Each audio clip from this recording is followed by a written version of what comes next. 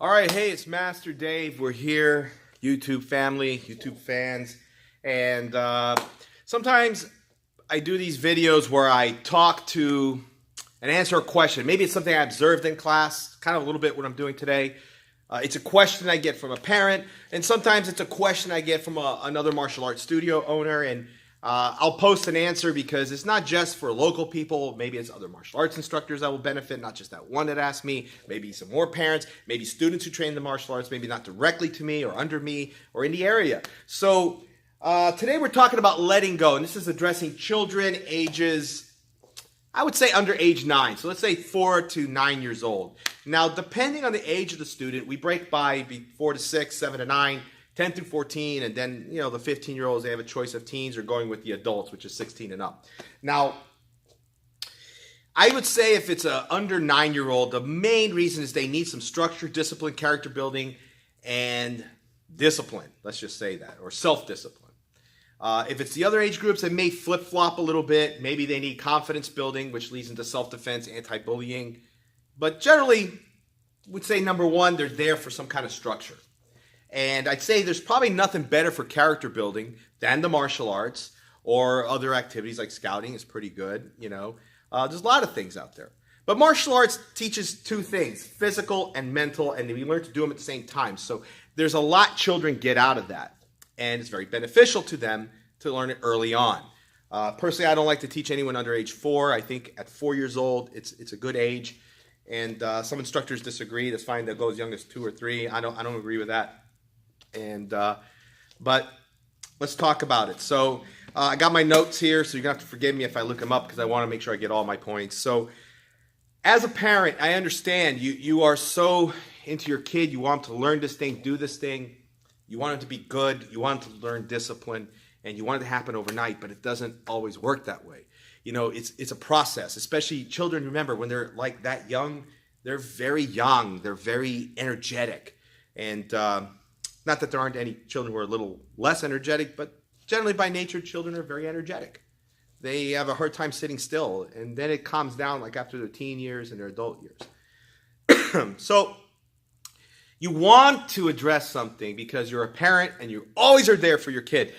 And you see them maybe acting out on the mat. You go to the edge of the mat, you sit over there, you spy on them, and you tell them, hey, listen, do this. I'm not directing it to any parent in my studio directly, nothing like that.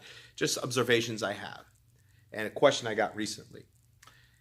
And that kid gets worse because you're not letting go, and he's not learning to respect other authorities. And he's confused, or she's confused.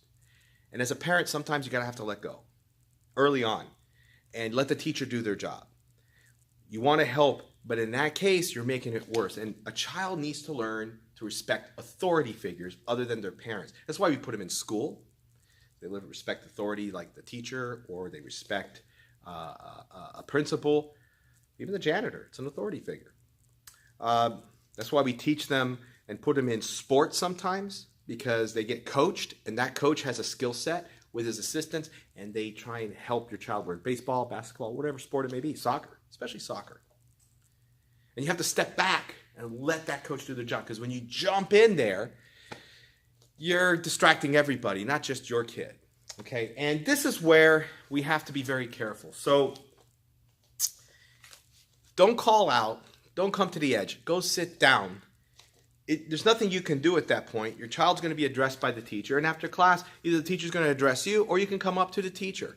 I've had parents come up to me all the time after class. No problem. I'm happy to talk. I've come to parents and said, hey, today, Joaquin, he needed a little bit more, sternness. So we're going to watch him on the next class. I didn't give Miss Stripe today, or I gave Miss Stripe, but it's conditional because if I don't see it improve, I take it back. So that's our job. You pay us to do that, so let us do it. Now, the main thing is safety. You call out across a mat.